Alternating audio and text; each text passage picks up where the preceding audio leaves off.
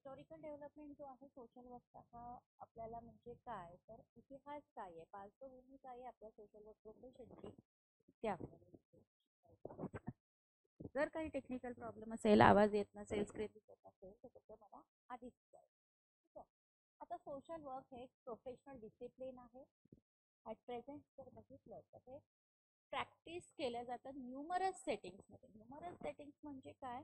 Infinite म्हणजे अनंत असे discipline field आहे जिथे आपण काम करू शकतो ॲट प्रेझेंट, आत्ताच्या ह्याच्यात. खूप साऱ्या कंट्रीजमध्ये देखील आपण काम करू शकतो, देशात करू शकतो, आपल्या राज्यात करू शकतो. ठीक आहे. आता सोशल वर्कर्स जे आहेत हे वेगवेगळ्या सेटिंग्समध्ये काम करतायत, त्यांना एम्प्लॉयमेंट मिळालंय. गव्हर्नमेंट सेक्टर आहे, नॉन गव्हर्नमेंट सेक्टर आहे, रिसर्च आहे, ॲडमिनिस्ट्रेशन आहे, इंडस्ट्रीयल सेक्शन्स आहे, CSR वगैरे आपण जास्तीत जास्त काम करतो, HR म्हणून काम करतात. तर असे अनेक सेक्टर्स आहेत जे आजच्या काळामध्ये सोशल वर्कर्सचं चांगलं काम करतात आहे. सोबतच ते हे काम करत असताना एम्प्लॉयमेंटच्या काळात स्वतः सेल्फ प्रॅक्टिशनर म्हणजे स्वतःचे व्यवसाय देखील त्यांनी सुरू केलेले आहेत. फॉर एक्झाम्पल काउन्सिलिंग सेंटर किंवा थेरपी सेंटर. ठीक आहे. आता जसं हे प्रोफेशन जे आहे याची सुरुवात कुठे झाली? सगळ्यात आधी लक्षात ठेवा UK आणि USA. UK म्हणजे इंग्लंड आणि USA म्हणजे अमेरिका. नाव हे इतर कंट्रीजमध्ये पण स्प्रेड झालेलं आहे. तर सुरुवात कुठून झाली होती? UK आणि USA मध्ये. नंतर ते भारतामध्ये पण आलं, पण कालांतराने इतर देशांमध्ये देखील ह्या प्रोफेशनची सुरुवात झाली. हा स्प्रेड झाला, याचा प्रसार झाला. ठीक आहे. आता ज्या नवीन कंट्रीज आहेत त्याची कोणते कोणते कंट्रीज आहे बघा. पहिलं लिहून घ्या, Europe, Latin America, Australia, Asian and African country लिहून घ्या. इथे देखील सोशल वर्क प्रोफेशनची सुरुवात झालेली आहे. इथपर्यंत कळालं? प्रोफेशनचा जेव्हा आपण टॉपिक सुरू केला काय मी सांगितलं की आत्ताच्या काळामध्ये ॲट प्रेझेंट जर बघितलं तर सोशल वर्कर अनेक सेटिंग्समध्ये काम करतात. प्रायव्हेट, गव्हर्नमेंट, NGOज, इंडस्ट्रीज वगैरे वगैरे, आणि स्वतः सेल्फ एम्प्लॉईड सुद्धा झालेले आहेत. प्रोफेशनची सुरुवात UK आणि USA मध्ये झाली आहे. त्याच्यानंतर ऑस्ट्रेलिया, लॅटिन अमेरिका वगैरे ह्या देशांमध्ये सुद्धा सुरुवात झाली. आता हे प्रोफेशन जे आहे हे अर्ली काळात जे 20व्या शतकाच्या सुरुवातीच्या काळामध्ये इमर्ज झालेलं प्रोफेशन आहे, काम आहे. ठीक आहे. 20वा शतक आणि आज हे प्रोफेशन जे आहे हे चार्ज होतं अशासोबत तर ज्या सोशल वेलफेअर जे मॅन्डेट आहे ते फुलफिल करण्याच्या द्वारे ते प्रमोट करतं वेलबिंग आणि quality of life of human being. ठीक आहे. अक्रॉस कंट्रीज किंवा अक्रॉस कंटिनेंट्स असं आपण इथं म्हटलेलं आहे. एक फील्ड आहे अभ्यासाची जी युनिकली ब्लेंड आहे पर्स्पेक्टिव्हला धरून. म्हणजे युनिकनेस आहे ह्या फील्डमध्ये. लाईक जसं आपण BA, MA, MCOM, MSc करतो तसं हे नाही आहे. ही जी फील्ड आहे सोशल वर्कची ह्याच्यामध्ये आपण माणसांबरोबर काम करतो, ह्युमॅनिटेरियन आणि प्रॉब्लेम सॉल्व्हिंग अप्रोचनी काम करतो. म्हणून ह्याच्यामधला युनिकनेस आपल्याला इतर डिसिप्लिन पेक्षा जास्त दिसतो, पर्टिक्युलरली बायोलॉजिकल आणि सोशल सायन्सेस. ह्याच्या ओन आपल्या प्रोफेशनमध्ये स्वतःचे व्हॅल्यूज आहे, प्रिन्सिपल्स आहे, मेथड्स आहे, स्किल्स आहे, टूल्स आहेत. इनफायनाईट काम आपण आपल्या फील्डमध्ये करत असतो. आता फिलॉसॉफिकल आणि हिस्टॉरिकल बेस जो आहे सोशल वर्कचा आणि सोशल वेलफेअरचा हा कुठून आलाय तर हा एक बॅकबोन आहे आपल्या प्रोफेशनचा. आता ट्रेंड जे आहे कंटेम्पररी प्रॅक्टिस. कंटेम्पररी म्हणजे काय? सध्याचा काळ, सध्याच्या काळातला सराव. हा काय असू शकतो? बेटर अंडरस्टूड केला जाऊ शकतो context of the history of social work profession. आत्ताचा जो काळ आहे हे एकदम परफेक्ट कॉन्टेक्स्ट आहे असं म्हटलंय history of social work profession आणि प्रॅक्टिस करीता. आता हिस्टॉरिकल पर्स्पेक्टिव्ह जो आहे हा एक इन्साइट देतो त्याच्यामध्ये, जे आपल्याला वाटणं जे म्हणतो की इन्साइट, त्याला पर्टिक्युलर शब्द कसे शोधा की इन्साइट्स आपल्याला यायला पाहिजे की आपल्याला केलं पाहिजे तर आपण ते करतो. इंटू ॲटिट्यूड कशाविषयी तर व्यक्ती जो आहे तो कसा रिसीव्ह करतो सोशल वर्कच्या सर्व्हिसेस त्याविषयी इन्साइट्स लोकांमध्ये येणं गरजेचं आहे. इव्हॅल्युएशन आहे वेगवेगळ्या सोशल वर्क मेथड्सचं आणि नेचर ऑफ ट्रेनिंग आणि एज्युकेशनचं सुद्धा जे इमर्ज झालेलं आहे कुणाकरिता व्हॉलेंटिअरिंग करिता जे प्रोव्हाइड करतं मदत लोकांना, पण कशामध्ये कशा प्रकारे तर एक मोर सिस्टमॅटिक वेनी जी मदत आपण प्रोव्हाइड करतो तो सिस्टमॅटिक वे इथे अतिशय महत्वाचा आहे. ठीक आहे. आता नाव आपण एकदम ॲक्युरेट पॉइंटवर आपण येणार आहोत. ठीक आहे. लिहून घ्या. Social work in United kingdom UK. Social work in United kingdom.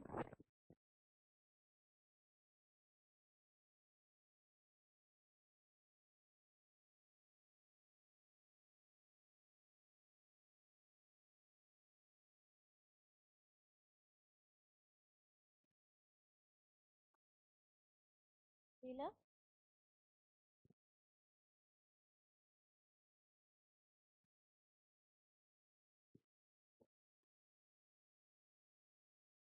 दिलं का?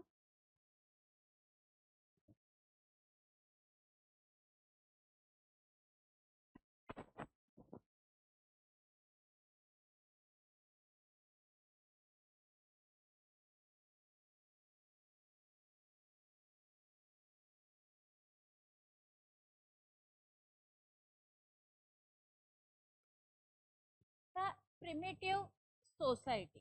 प्रिमिटिव्ह सोसायटी म्हणजे काय, जो आदिम समाज वगैरे ज्याला आपण म्हणायचो किंवा म्हणतो त्याला म्हणतात प्रिमिटिव्ह सोसायटी. कधी कधी हे रेफर केलं जातं ॲज अ फोक सोसायटी म्हणून. ठीक आहे. लिहून द्या. लोकसमाज. फोक सोसायटी म्हणजे लोकसमाज. लार्जर फॅमिली आहे किंवा ज्या ट्राईब आहे ज्या सपोर्टिव्ह आहे अशासाठी जे नीडी आहेत जे सॅटिस्फाईड नाहीये नॉर्मल वेमध्ये, म्हणजे नॉर्मल लाईफ जे आहे त्या नॉर्मल लाईफमध्ये किंवा नॉर्मल वेनी त्यांना ज्या काही सोयी सुविधा पाहिजे त्या अजूनही मिळत नाही आणि त्यांना जे काही त्यांच्या आयुष्याचं समाधान आहे ते मिळत नाहीये, त्यांना आपण म्हणतो फोक सोसायटी किंवा प्रिमिटिव्ह सोसायटी. लहान मुलं जे आहेत जे डिप्राइव्ड आहे पॅरेंटल सपोर्ट करिता, हो की नाही, were taken into homes of relative or adopted by childless couples. म्हणजे UK मध्ये जी सुरुवात झाली ती कशी झाली तर आदिम समाजापासून ज्यांना कुठल्याही सोयी सुविधा मिळत नव्हत्या किंवा कुठल्याही त्यांच्या आयुष्यामध्ये समाधान नव्हतं. त्यानंतर लहान मुलं जे डिप्राइव्ड होते, ज्यांना पॅरेंट्स नव्हते, आई वडील नव्हते किंवा कुठलाही पॅरेंटल सपोर्ट नव्हता, अशा मुलांना काय केलं त्यावेळी त्यांच्या रिलेटिव्हच्या घरी प्लेस करण्यात आलं किंवा अशा कपल्सकडे देण्यात आलं ज्यांना मूल बाळच नाही. अशा कपल्सकडे ते मुलं सांभाळण्याकरिता फॉर एक्झाम्पल दत्तक देण्यात आली असं म्हणतो. पण कुठली मुलं जी डिप्राइव्ड होती ही मुलं. फूड रिसोर्सेस हे शेअर करण्यात आले होते रिलेटिव्ह मध्ये आणि नेबर्स मध्ये करण्यात येत होते त्यावेळी. त्यावेळेस सोशल वर्कची प्रॅक्टिस अशी सुरू झाली. इन कोर्स ऑफ टाइम जेव्हा फ्युडल सिस्टीम होती त्यांनी एक वे दिला होता वेज इकॉनॉमीचा लेजिस्लेशनचा जो अतिशय इनॅक्टेड होता, कंपेल करण्याकरता पुअर टू वर्क. जे काय जे गरीब लोक आहे त्यांनी काम करावं असं त्यावेळी म्हणतात. म्हणजे फॉर एक्झाम्पल काय तर मी पूर्वीही सांगितलं होतं की आपण काय काम करतो लोकांना सक्षम करण्यात. प्रत्येक वेळी आपण त्यांना फीड करू शकत नाही, त्यांना असं सक्षम करायचंय की जेणेकरून ते त्यांच्या समस्या स्वतः सोडवू शकतील. एवढं एम्पॉवरमेंट त्यांचं आपल्याला करायचं असं. तेच इथे म्हटलंय enacted to compel the poor to work, whipping, imprisonment and even death punishment being. म्हणजे काय तर कालांतराने काय झालं होतं जेव्हा फ्युडल सिस्टीम म्हणतो ज्याला आपण म्हणतो सरंजामशाही, त्या व्यवस्थेने जी अर्थव्यवस्था आहे त्या अर्थव्यवस्थेला मजुरीच्या मार्गाने एक मार्ग दिला होता.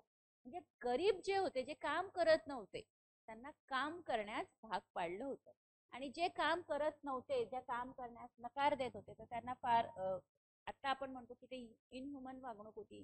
त्यांना तुरुंगात टाकणे, त्यांना मारणे किंवा मृत्यूदंडाची शिक्षा द्यावी असे सुद्धा कायदा त्यावेळी करण्यात आला होता. म्हणजे काम करावंच हा त्यांचा महत्वाचा एम. ठीक आहे. आता त्या काळामध्ये चर्च जे आहे मिशनरी त्यांचा खूप मोठा रोल होता ह्या सगळ्यांना. लिहून घ्या role of the church.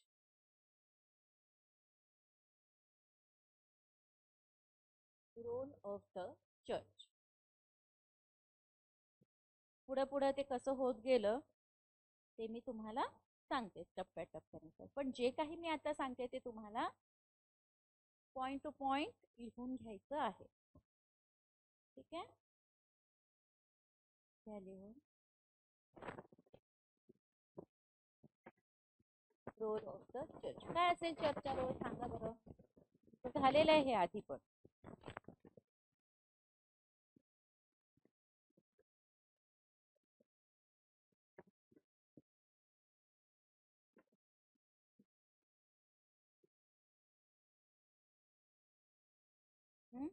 Role of the church काय आहे?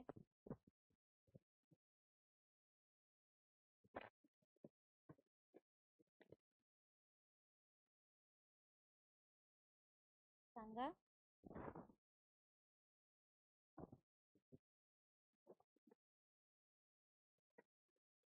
त्यावेळी काय होतं, मिशनरीच्या संस्था होत्या किंवा मिशनरी कम्युनिटी जी होती, ख्रिश्चन ज्याला आपण म्हणतो, त्यावेळी त्यांनी चॅरिटीच्या मार्गदर्शन खूप चांगलं. जे निडी लोक होते त्या निडी लोकांना अन्नधान्य पुरवणं, मेडिसिन्स देणं, शिक्षण, शाळा, अनेक माध्यमातून त्यांनी कामाची सुरुवात केली. म्हणजे जेव्हा आपण म्हणतो की युके बेस किंवा म्हणजे पाश्चात्य जे देश आहे तिथे जी सुरुवात झाली ती सोशल मिशनरीच्या माध्यमातून झाली. ठीक आहे, तो एक बेस आपण लक्षात ठेवायचा. आता रोल ऑफ चर्च म्हणजे काय तर ते बघा. युरोपमध्ये जो सुरुवातीचा ख्रिश्चन एरा होता त्या काळामध्ये फोक ट्रॅडिशन जे होतं, ज्याला आदिम समाज आपण कंटिन्यू होतं. आणि फेथफुल जो सुद्धा होतं कन्सिडर करण्यासाठी. रिलिजियस ऑब्लिगेशन आहे ते कशासाठी आहे? केअर करण्यासाठी. पण कुणाची केअर करायची आहे? असे मेंबर्स गटाचे जे अजिबात स्वतःची मदत करू शकत नाही, स्वतःची काळजी घेऊ शकत नाही, अशा लोकांसाठी हे होतं असं म्हणण्यात येतं. आता रिलिजनने काय प्रोव्हाइड केलं होतं? ते एक मोठी मोटिवेशन प्रोव्हाइड केली होती, जी होती चॅरिटी करिता, धर्मादाय ज्याला आपण म्हणतो ती. हे कुठे झालं होतं? युरोप. आता चर्च जे ते स्पेशली मॉनेस्ट्रीज होत्या, ज्या नंतर सेंटर बनल्या. मॉनेस्ट्रीज ज्या होत्या, चर्चला मॉनेस्ट्रीज म्हणून कन्सिडर करण्यात येत होतं. त्यानंतर ते एक काय बनलं?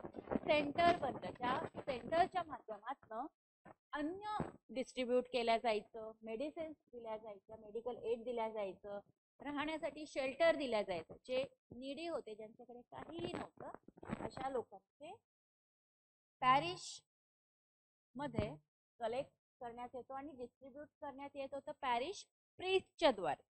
ठीक आहे, आणि इतरही क्लर्जीमेन जे होते, जे ज्यांना माहिती होतं की इंडिव्हिज्युअल आणि त्यांची सिच्युएशन म्हणजे काय, तर अशी काही लोक येत होती आपल्याकडे किंवा आपल्याकडे कळत होतं की ह्या लोकांना इथे इथे मदतीची आवश्यकता आहे. काही लोकांना आपल्याला माहिती म्हणजे फॉर एक्झाम्पल आपण म्हणतो की माझी एक मैत्रीण आहे, तिचा इकॉनॉमिकल बॅकग्राऊंड खूप वीक आहे, तिला शैक्षणिक मदतीची आवश्यकता आहे. तर अशी जी काही लोक आहेत ज्यांना माहित होतं की काही लोकांना मदतीची आवश्यकता सुद्धा येऊन सांगत होती आणि त्यानुसार त्यांना मदत दिल्या जात होती. इथे अतिशय 2 पॉइंट हे अतिशय महत्वाचे आहे, कारण चर्च आणि स्टेट. आता church, role of the church आपण इथे शिकलो की चर्च काय करत होते. नीड असेसमेंट करून जे गरजू होते त्यांना पाहिजे ती सुविधा इथे प्रोव्हाइड केल्या जात होती. अन्न, वस्त्र, निवारा, मेडिसिन, एज्युकेशन, वॉटर. ठीक आहे, आता हा चर्चचा जो रोल आहे तो इथे कन्वर्ट झाला. चर्च जे काम करत होतं ते जबाबदारी स्टेटनी घेतली होती, राज्याने घेतली होती. लिहून welfare becomes a state responsibility. Welfare becomes state responsibility.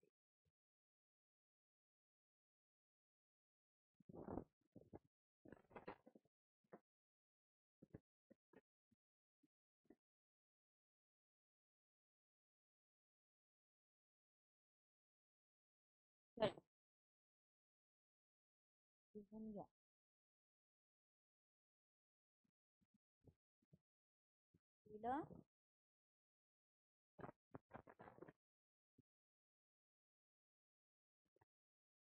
Welfare becomes a state responsibility. Welfare म्हणजे कल्याण. कल्याण ही जबाबदारी कोणी घेतली? स्टेटनी घेतली. पण स्टेटच्या आधी हे काम कोण करत होतं? तर चर्चच्या माध्यमातून, मिशनरी संस्थांच्या माध्यमातून हे काम केलं जात होतं सोशल वर्क. आता शिफ्ट झालं होतं from church responsibility to government responsibility. हो की नाही? कशासाठी? रिलीफ करिता, जे फर्स्ट टाइम रिस्ट्रिक्टिव्ह लेजिस्लेशन मध्ये बघितलं गेलं होतं, फॉरबिडिंग करिता, म्हणजे बेगिंग मागू नये किंवा वॅग्रन्सी होऊ नये इंग्लंडमध्ये. पण तो काळ होता 1350 ते 5030. लिहून घ्या, अतिशय महत्वाचा प्रश्न येऊ शकतो परीक्षेमध्ये. लिहून घ्या. जी काही भटकंती होती, भिक्षा मागणे होते, सगळ्यात आधी ह्याला बंदी घालण्यात आली होती आणि ह्यासाठी प्रतिबंध व्हावा म्हणून कायद्यामध्ये देखील त्यावेळी तरतूद करण्यात आली होती. आता 1350 आणि 5030 ही एक सिरीज होती वेगवेगळ्या कायद्यांची, जी इनॅक्टेड होती किंवा तयार करण्यात आली होती, इम्प्लिमेंट करण्यात आली. आणि त्यालाच आपण स्टॅच्यूज ऑफ लेबर असं म्हटलेलं आहे. ठीक आहे. ते डिझाईन करण्यात आले होते फोर्स करण्यासाठी, गरिबांनी काम करावं ह्याच्यासाठी.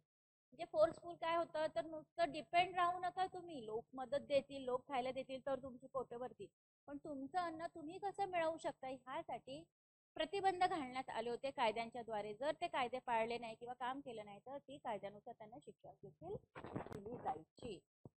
हो की नाही?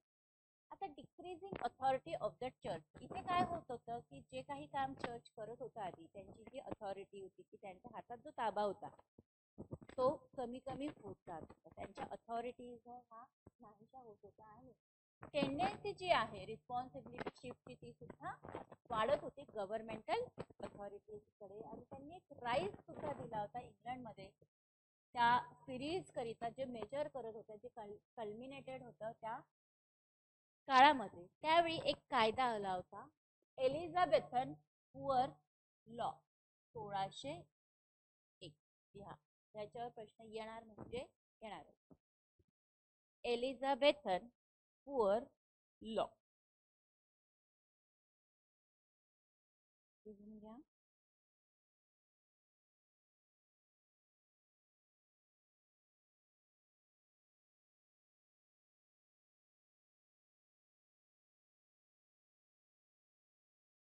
एलिझाबेथन पुअर लॉ 1601. लिहा. तर हा कायदा करण्यात आला होता. ह्या कायद्यामध्ये अनेक तरतुदी होत्या, अनेक कामं देखील करण्यात आली होती. हा कायदा अतिशय फेमस. काय कालांतराने ह्याच्यामध्ये रिव्हिजन पण झालं. रिव्हिजन झाल्यानंतर एक वेगळे रिपोर्ट, बेवरेज रिपोर्ट वगैरे पण आले. ते पुढे पुढे आपण बघणार आहोत. पण हा अतिशय खूप छोटा आणि खूप समजून घेण्यासारखा मुद्दा आहे. तो आपण समजून घेतला तरच आपल्याला हिस्ट्री कळेल की कशी सुरुवात झाली ती.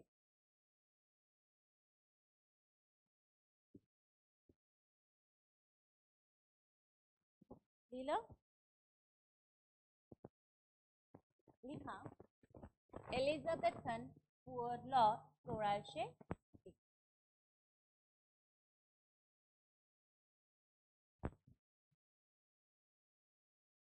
एलिझाबेथन पुअर लॉ 1601.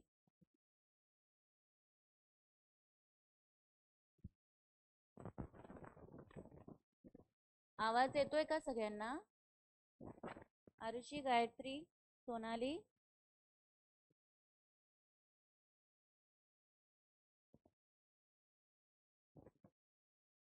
आता एलिझाबेथन पुअर लॉ जो आहे 1601 चा, इथे काय म्हटलं आहे तर हा जो कायदा होता हा एक कोडिफिकेशन होता. कशाचं कोडिफिकेशन? जे प्रिसिडिंग होतं गरिबांना रिलीफ मिळण्याच्या लेजिस्लेशनचं, त्याचं हे कोडिफिकेशन होतं असं म्हटलेलं आहे.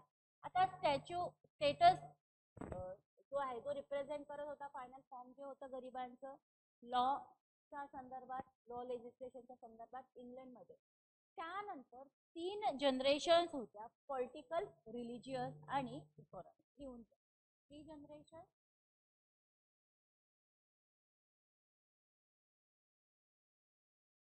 फर्स्ट पॉलिटिकल, सेकंड रिलिजियस, ह्याच्यावर प्रश्न येतो बरं का, आणि तिसरं इकॉनॉमिक.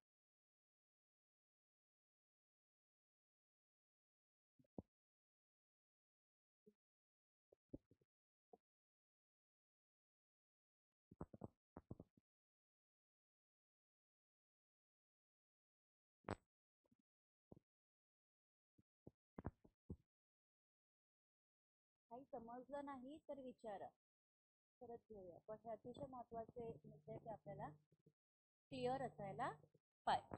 ठीक आहे, स्क्रीन दिसते सगळ्यांना? ठीक आहे. 3 जनरेशन कशासाठी म्हटले त्यांनी?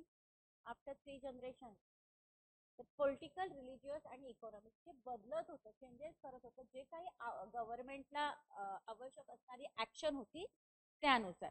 म्हणजे पूर्वी कसं चर्च काम करत होतं, पण ते काय असं डॉक्युमेंटेशन किंवा ऑथेंटिकल असं काही नव्हतं. जो दिसेल त्याला मदत, जो त्यांच्याकडे आला त्यांना मदत करतो. त्यांनी देखील खूप चांगलं काम केलंय.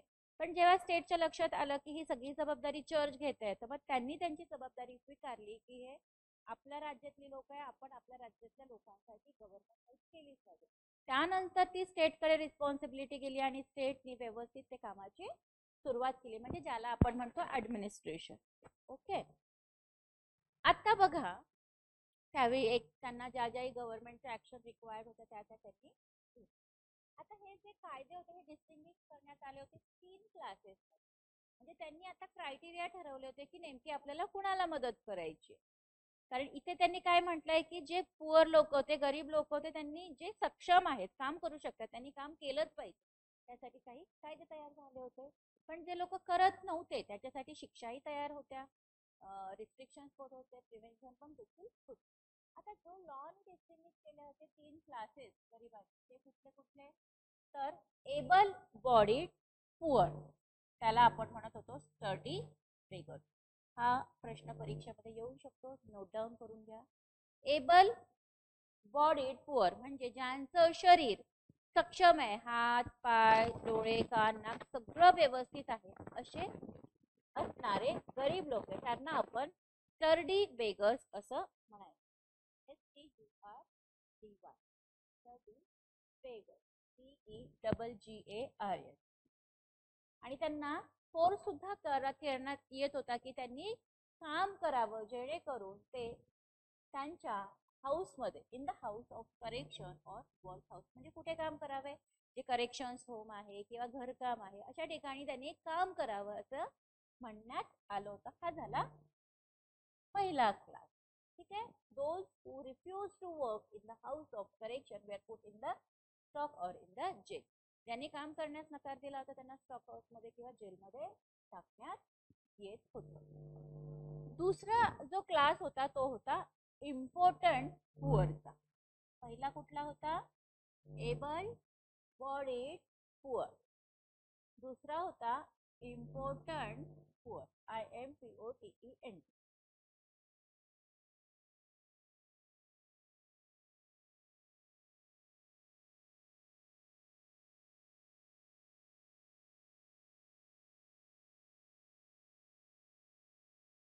ठीक आहे. आता इम्पॉर्टंट पुअर म्हणजे काय? जे सक्षम नाहीये, म्हणजे डिफरंटली एबल्ड असू शकतात, वयोवृद्ध असू शकतात, लहान मुलं असू शकतात, जे आजारी आहेत, असे ह्यांना इम्पॉर्टंट पुअर म्हणून कन्सिडर करण्यात आलं होतं. जे असक्षम आहे काम करण्यासाठी, unable to work in the unable to work the sick, old, blind, deaf, mute, lame, demented, अशा महिला, विथ यंग चिल्ड्रन असं वगैरे. ठीक आहे. त्यांना कुठं दिलं होतं? तर त्यांना आर्म हाऊसेस जे होते, आर्म हाऊसेस जे होते अशा ठिकाणी त्यांना ठेवण्यात आले होते आणि त्याद्वारे त्यांना लिमिटमध्ये, त्यांच्या ज्या कपॅसिटी आहे त्या कपॅसिटीच्या मर्यादेमध्ये त्यांना मदत करण्यात येत होती. ठीक आहे, काही हाऊसेस मध्ये जस्ट लाईक बेगर्स होम वगैरे त्यांनी तयार केले होते, शेल्टर्स होम तयार केले, तिथे ती लोक राहत होते. पण तिथे त्यांनी अजून एक अट घातली होती की असे जे इम्पॉर्टंट पुअर जे आहेत त्यांची जर स्वतःची जागा राहण्याची असेल तर त्यांनी त्यांच्या जागेमध्येच राहावं, तिथपर्यंत त्यांना जी काही मदत लागेल ती तिथे पोहोचवण्यात येईल. फॉर एक्झाम्पल इंधन असू दे, अन्न, कपडे, खाणं पिणं, इतर सोयी सुविधा त्यांच्याकडे नाही आहेत, त्या त्यांच्या घरी मात्र पोहोचवण्यात येईल, त्याची काळजी गव्हर्नमेंटने घेतली होती. ती जबाबदारी सुद्धा गव्हर्नमेंटने घेतली होती युके मध्ये. ठीक आहे. आणि जो काही आउटर सोर्स आहे किंवा जे काही एक्सटर्नल गरज होती ती तिथे आउटसाइड रिलीफ ज्याला आपण ती तिथे देण्यात येत होती. कुणाला? इम्पॉर्टंट. तिसरा जो होता तो होता डिपार्टमेंटल चिल्ड्रन, जे ऑर्फन होते, ते हो ना, अनाथ ज्याला आपण म्हणतो ते. आणि असे मुलं जे डेझर्टेड होते बाय देअर पॅरेंट्स और हुज पॅरेंट्स वर सो पुअर, जे डेझर्टेड पण होते किंवा ज्यांचे पॅरेंट्स खूपच गरीब होते, जे मुलांची काळजी घेऊ शकत नव्हते, असा ही तिसरी कॅटेगरी करण्यात आली होती. पालकांनी सोडून दिलेली असेल किंवा पॅरेंट्स मध्ये किंवा आलेली मुले असेल किंवा असे पालक जे खूपच गरीब आहे, जे त्यांच्या मुलांची अजिबात काळजी घेऊ शकत नाही, अशी ही थर्ड कॅटेगरी करण्यात आली होती.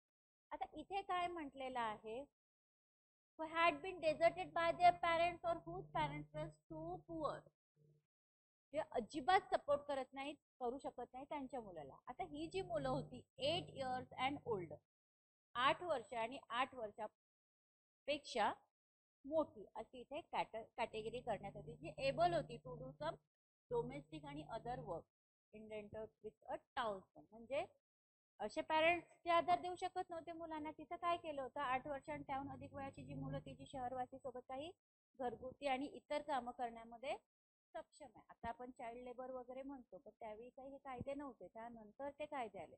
आता 8 वर्ष आणि 8 वर्षा पुढची मुलं स्वतःची कामं करू शकतात, त्याच पद्धतीने त्यांनी इतर काही जर काम त्यांना दिलं तर ते सुद्धा ते करू शकतील, असं गव्हर्नमेंटला त्यावेळी वाटलं होतं. सो ह्या झाल्या 3 कॅटेगरी. ठीक आहे. आता जो पुअरला होता एलिझाबेथचा 1601, त्यांनी सेटअप केले होते काही पॅटर्न. कशाचे पॅटर्न? की लोकांना जे काही रिलीफ द्यायचंय, जी काही मदत द्यायची, त्याचे ती काही सरसकट सगळ्यांना द्यायची नाही, असं त्या कायद्यामध्ये म्हणण्यात आलं होतं. आणि त्याचे काही क्रायटेरिया त्यांनी ठरवले होते under governmental responsibility for great Britain for 300 years.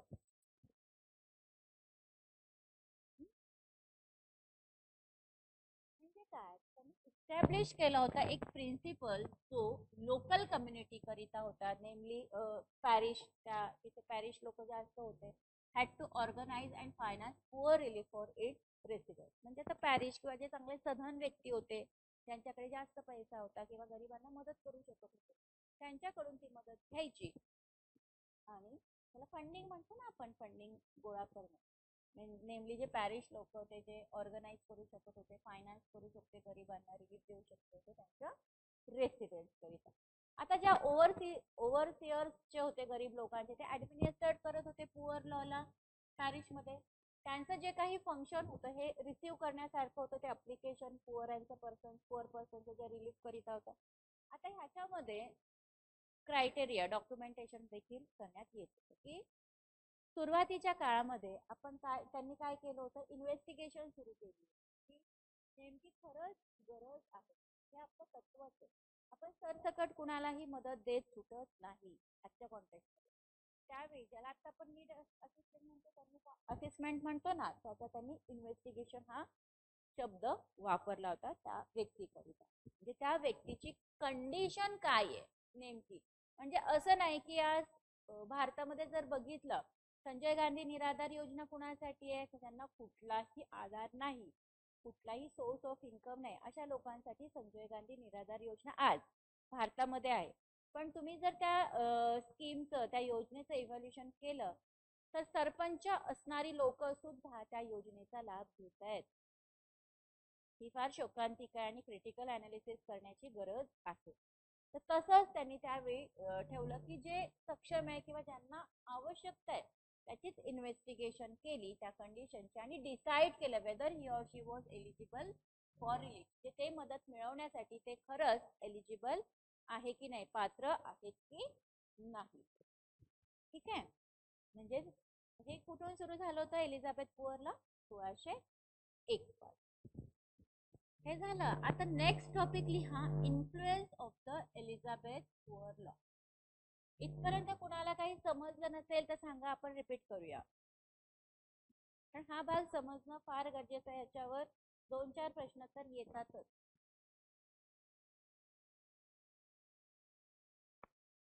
Influence of the Elizabeth poor law लिहून घ्या. हा न्यू टॉपिक.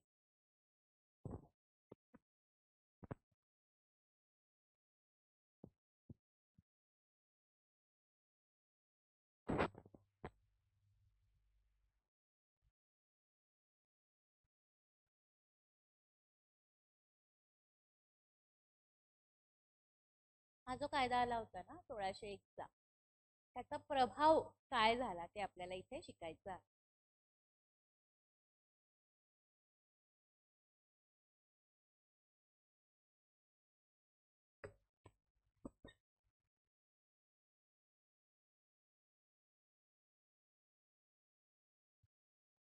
ना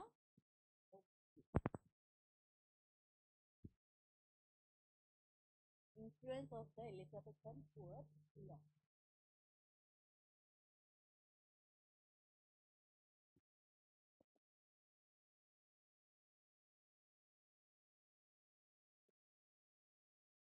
हा जो कायदा आहे ना एलिझाबेथ पुअर लॉ, हा खूपच प्रभावशाली कायदा त्यावेळी ठरला होता. कारण कायद्यामध्ये जे ठरलं त्यानुसारच सगळं होत होतं. आता दो देर वर सिमिलर रिफॉर्म्स प्लान्स, म्हणजे अनेक बदल घडवण्याच्या किंवा अनेक चळवळी होण्याचे त्यावेळी प्लॅन करण्यात आले होते जे ॲडव्होकेटेड होते युरोप देशामध्ये. ठीक आहे. आता हा जो कायदा आहे पुअर लॉ 1601, हा कधी कधी ह्या कायद्याला 43 एलिझाबेथ असे सुद्धा म्हणतात. लिहून घ्या.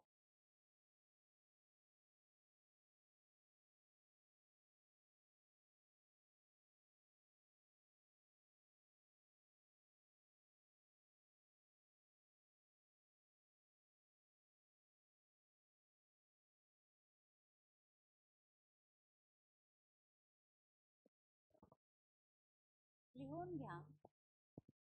Elizabethan Poor Law 1601 is known as 43 Elizabeth, 43 Elizabeth असे सुद्धा म्हणतात. ठीक आहे. जो खूपच इन्फ्लुएन्शियल कायदा ठरला development of the public welfare, म्हणजे जे लोकांचा जो विकास आहे झाला पाहिजे, कल्याण झालं पाहिजे, त्यामध्ये विकसनशील कायदा हा ठरला आणि सोशल वर्क प्रॅक्टिस मधला सुद्धा. जर तुम्हाला विचारलं परीक्षेमध्ये की सोशल वर्क संदर्भातला पहिला कायदा कुठला, जो पाश्चात्य देशाच्या संदर्भातला होता आणि खाली काही ऑप्शन्स दिलेले असतील त्यापैकी तुम्हाला हे एलिझाबेथ पुअर लॉ 1601 निवडायचं आहे. किंवा तुम्हाला ट्रिकी पण करू शकतं की 43 एलिझाबेथ असंही म्हणू शकतं. तर दोन्ही कायदे सेमच आहे, त्याचे नाव फक्त बदल. आता तिकडे खूप साऱ्या महत्वाचे प्रिन्सिपल्स जे होते ते इंग्लिश पुअर लॉ मध्ये होते, जे कंटिन्यू करण्यात आले होते डॉमिनेटिंग इन्फ्लुएन्स करिता वेलफेअर लेजिस्लेशन्सवर.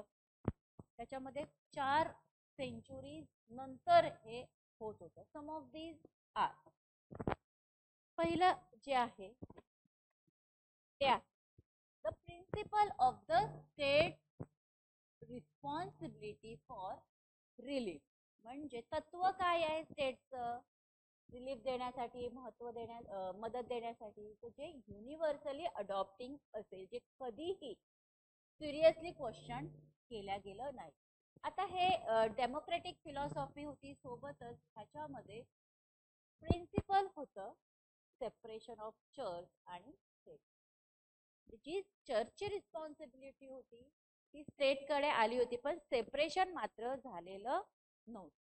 जे काम चर्च करत होते ती जबाबदारी आता गव्हर्नमेंटनी ऍडमिनिस्ट्रेशन घेतली होती. इनसिक्युरिटी मात्र चर्चमध्ये देखील आता म्हणून इथं सेपरेशन असं म्हटलेलं आहे. ठीक आहे. आता प्रिन्सिपल जो आहे लोकल रिस्पॉन्सिबिलिटीचा हा कशासाठी वेलफेअर करिता पुअर लॉ मध्ये जो मागे गेला होता ते 1388 मध्ये आणि डिझाईन करण्यात आला होता डिस्करेज वॅग्रन्सी म्हणून.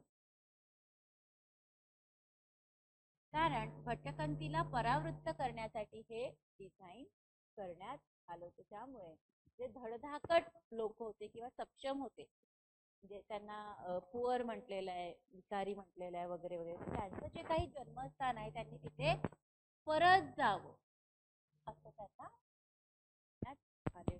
सेपरेशन करण्यात आलं की जी धडधाकट लोक आहे, जी इकडे तिकडे फिरत होती, भटकंती करत होती, ह्या भटकंतीला पूर्ण विराम मिळावा ह्यासाठी हे सेपरेशन करण्यात आलं होतं की त्यांनी त्यांची जी मूळ गाव आहे, मूळ जागा आहे, तिथे जाऊन त्यांची कामं करावी असं ह्याचं मूळ तत्व होतं.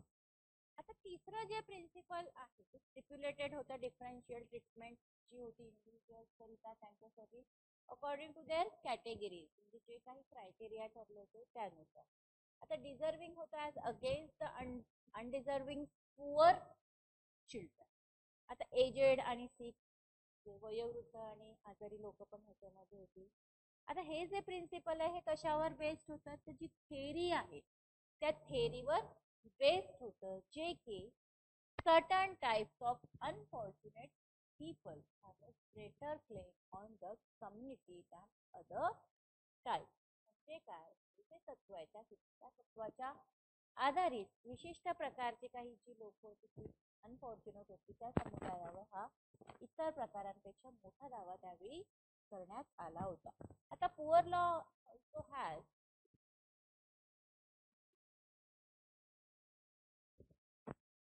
poor law also delineated family responsibility for aiding dependent children, grandchildren, parents and grandparents.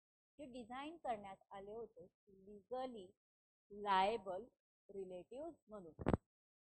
ते काय म्हटलं होतं की पुअर लॉ होता ज्याला आपण गरीब कायदा म्हणतो, त्यानुसार जी काही लहान मुले आश्रित होती, नातवंड, पालक, आजी आजोबा, हे जे लोक होते यांना कायदेशीररित्या जबाबदार धरण्यात आलं होतं की त्यांनी त्यांच्या कुटुंबाची काळजी घ्यावी. नातेवाईकांना त्यांना नियुक्त केलं गेलं.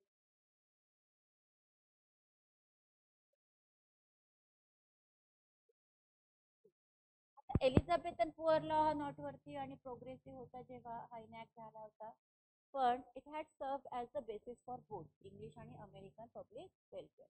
आपण कुठल्या कॉन्टेक्स्ट मध्ये शिकतोय, इंडियन कॉन्टेक्स्ट मध्ये शिकतोय का आता? नाही. आत्ताचा जो टॉपिक आहे हा युके आणि अमेरिका बेस्ड झालाय की त्या देशामध्ये कशी आपल्या प्रोफेशनची सुरुवातच तिकडून झालेली आहे, आपल्याला मूळ काही भारत नाहीये. ठीक आहे. आता Elizabethan poor law was noteworthy and progressive and it was enact. It has served as the basis for both English and American people for public welfare. म्हणजे काय, गरीब कायदा जेव्हा लागू झाला तेव्हा तो फार लक्षणीय होता, फार इन्फ्लुएन्शियल होता असं म्हटलेलं आहे, प्रगतशील देखील होता. इंग्रजी आणि अमेरिकन लोक कल्याण जे आहे त्यासाठी आधार म्हणून हा कायदा खूप इफेक्टिव्हली काम करत होता. इथपर्यंत समजलंय की परत घ्यायचं?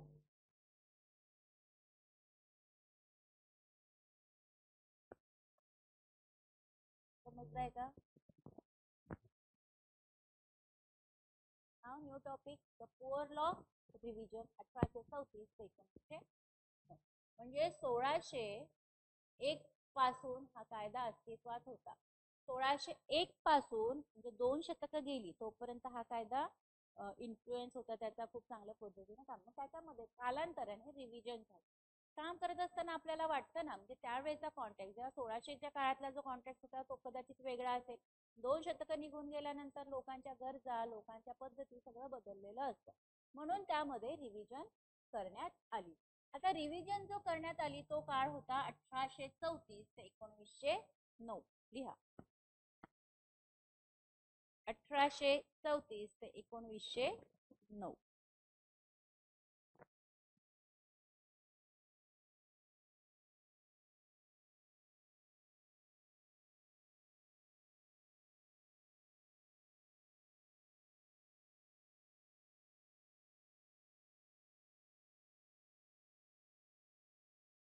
लिहिलं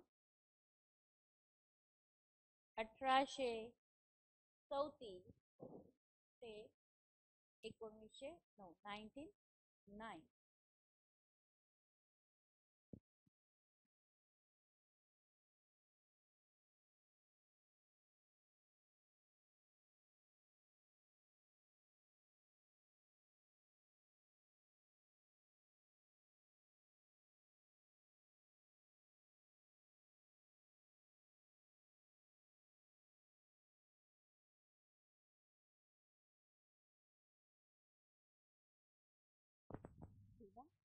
रिव्हिजन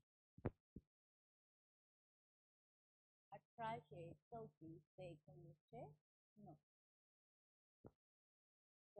पुअर लॉ, नुसतं पुअर लॉ म्हणतो तो एलिझाबेथन पुअर लॉ आहे कम्प्लीट, किंवा 43 एलिझाबेथ. आता 1834 मध्ये पार्लमेंटरी कमिशन जो होतं त्यांनी एक रिपोर्ट प्रेझेंट केला होता, ज्याचा एम काय होता तर एलिझाबेथ पुअर लॉ मध्ये रिव्हिजन करणे.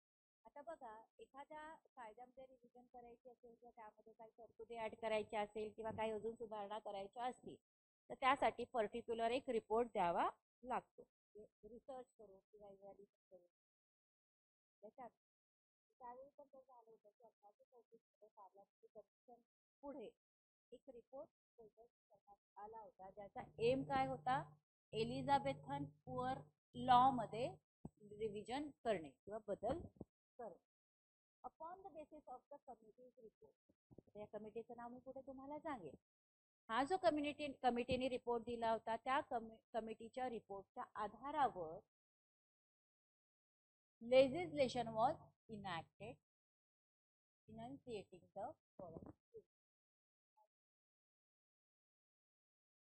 की सुधारणेचा होता, ह्याच्यामध्ये म्हटलं होतं की डॉक्ट्रिन ऑफ लीज एलिजिबिलिटी, की मदत करण्यासाठी किमान पात्रता काय असली पाहिजे. पूर्वी तसं काही नव्हतं, पण जेव्हा रिव्हिजन झाली 2 शतकांनंतर तेव्हा ते ठरवलं होतं की उठसूट कोणी पण येईल आणि मदत घेईल आणि डिपेंडंट होईल, म्हणून ते बदलायला पाहिजे. आणि त्यावेळी आपल्याला किमान पात्रता काय असली पाहिजे मदत करणे. फॉर एक्झाम्पल, आपण एखाद्या पोस्टसाठी अप्लाय करतो, त्याची शैक्षणिक पात्रता अनुभव हे ठरलेला असतो. त्याच प्रकारे इथे देखील लोकांना मदत करायची त्यांच्या वेलफेअर करिता, पण त्याची पात्रता काय आहे हे बघणं गरजेचं आहे. त्यानंतर सेकंड पॉइंट होता की घरकाम चाचणी पुन्हा स्थापन, म्हणजे रिस्टॅब्लिशमेंट ऑफ वर्कहाऊस टेस्ट. ते घरकाम तो कशा पद्धतीने करू शकतो, काय करू शकतो, ती टेस्ट सुद्धा तिथे होणार होती. आणि तिसरं होतं सेंट्रलायझेशन ऑफ कंट्रोल, की नियंत्रणाचं केंद्रीकरण असलं पाहिजे. हे जे सगळं चालतंय ह्याच्यावर कुणाचं तरी नियंत्रण असलंच पाहिजे. त्यासाठी काही कमिटी, काही योजना, काही पॉलिसीज असल्या पाहिजे असं म्हटलं होतं. आता 1834 ते 1909 ह्या काळामध्ये खूप सारे बदल ह्या पुअर कायद्यामध्ये झाले एलिझाबेथच्या. आता क्युम्युलेटिव्ह इफेक्ट जो होता, जो अतिशय वीर होता एंटायर सिस्टीम करिता, हा जे प्रिन्सिपल्स आहे 1834 अवे होता. आता 1834 ते 1909च्या दरम्यान जे काही कायदे होते त्यामध्ये असंख्य बदल झाले. जे काही रिव्हिजन करण्यासाठी सारखं वाटत होतं त्याच्यामध्ये असंख्य बदल केले आणि त्याचा परिणाम एक संपूर्ण प्रणाली जी 1834 ची त्या तत्वानुसार दूर गेला. आता सगळ्यात महत्वाचा बदल जो होता तो होता की began to develop specialised care for certain disadvantage group. आता आपण म्हणतो ना की आपण MSW करत असताना वेगवेगळे आपले स्पेशलायझेशन असतात, की आपल्याला कुठल्या स्पेशलायझेशन मध्ये आपलं MSW डिग्री कंप्लीट करायची सेकंड इयरला मिळते, बरोबर. त्यानुसारच हे स्पेशलायझेशन पण कसं ठरलं असेल तर हा त्याचा बॅकग्राऊंड आहे, की त्यावेळी त्यांनी काय केलं की त्यांनी स्पेशलाइज केअर म्हणजे महत्वाचे जे बदल आहेत अशा लोकांसाठी केले, की त्यांनी स्पेशलाइज केअरची सुरुवात केली for certain types of disadvantage group. म्हणजे आता मी डिफरंटली एबल्ड आहे, मला एक हात एक पाय माझं काम करत, त्यांना तुमच्याकडून मी अपेक्षा करू शकत नाही की त्यांनी त्यांची सगळीच कामं करावी त्यांना दिली. त्यांना अजून स्पेशल केअरची काय गरज आहे हे इथे बघणं गरजेचं होतं. फॉर इन्स्टन्स डिपेंडंट चिल्ड्रन जे आहे त्यांना काही डिस्ट्रिक्ट स्कूल्समध्ये टाकण्यात आलं, फोस्टर केअर फोस्टर होम्समध्ये त्यांना देण्यात आलं, प्रोव्हाइड करण्यात आलं for those insane and feeble minded specialised institution. आणि त्यावेळी अशा वेगवेगळ्या संस्थांची सुरुवात देखील करण्यात आली. म्हणजे आश्रित मुलं असेल, ऑर्फन असेल, ओल्ड एज होम्स असतील, स्पेशल केअर होम्स असतील, स्पेशल स्कूल्स असतील, असे सगळं त्यावेळी स्थापन करण्यात आलं होतं. ठीक आहे. आणि सुरुवात झाली. आता खूपच जास्त पॉझिटिव्ह अप्रोच जो होता गरिबांकरिता तो लॉसचा होता, जो दिसत होता पुअर लॉ रिपोर्ट मध्ये, जो 1909 साली देण्यात आला होता. म्हणजे याच्यामध्ये चांगले बदल झाले होते. आता हा जो रिपोर्ट जो आहे तो कशावर भार देत होता, कशावर देत होता, तर क्युरेटिव्ह ट्रीटमेंट म्हणजे उपचारात्मक उपचार आपल्याला तिथे द्यावे लागणार आहे ह्याच्यावर त्यांचा जास्त भर होता. आणि रिहॅबिलिटेशन म्हणजे पुनर्वसन रादर दॅन रिप्रेशन. म्हणजे दडपशाहीऐवजी उपचारात्मक उपचार आणि पुनर्वसन हा एवढा कामाचा तत्व त्यांनी ठरवलं होतं. आता गृह चाचणीच्या ठिकाणीसाठी सर्वांसाठी काही वेगवेगळ्या तरतुदी करण्यात आल्या होत्या, त्याच्यावर जोर देण्यात आला होता.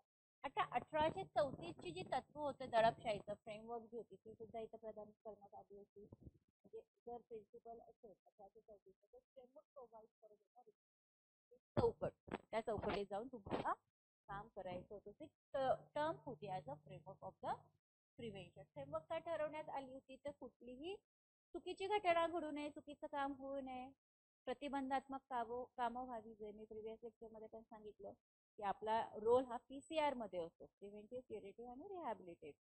त्यानुसारच हा त्याचा एक बॅकग्राऊंड इतिहास आहे असं म्हणायला हरकत नाही. पुअर लॉ, एलिझाबेथन पुअर लॉ मधल्या तरतुदी, रिव्हिजन, इन्फ्लुएन्स हे सगळं इथे कम्प्लीट झालेलं आहे. मला असं वाटते इथे जर काही समजलं नसेल तर पुढचं समजून घ्यायला थोडं डोक्याच्या वरून जाईल किंवा अवघड जाईल.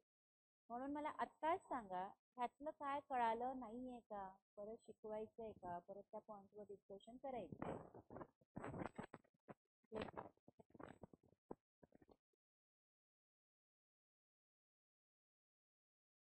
जर सगळंच कळत असेल, तुम्ही लेक्चर ऐकत असताना नुसतं लेक्चर ऐकून काय होणार नाही.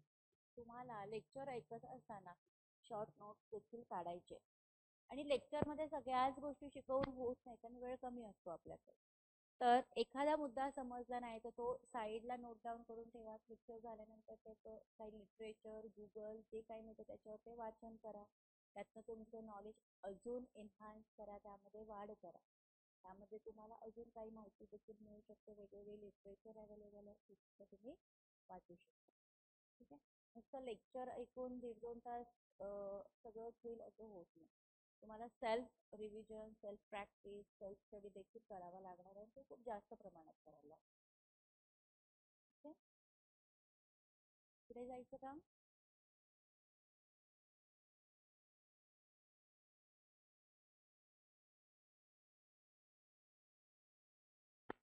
पुढचा topic, beginning of the charity organisation society COS movement and settlement house movement. सांगते तसं लिहून. Beginning of the charity organisation society. आता ह्याला शॉर्ट फॉर्म मध्ये म्हणतात COS. परीक्षेमध्ये पूर्ण कदाचित सांगणार नाही, COS दिलेला राहील. कदाचित तुम्हाला COS चं फुल फॉर्म देखील विचारला जाईल. COS म्हणजे काय हे देखील विचारला जाईल. Beginning of the charity organisation society COS.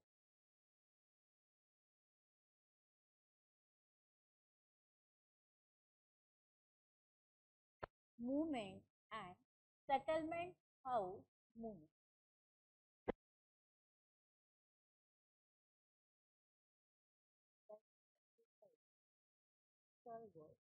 Settlement house. Beginning of the charity organization society COS movement and settlement house movement.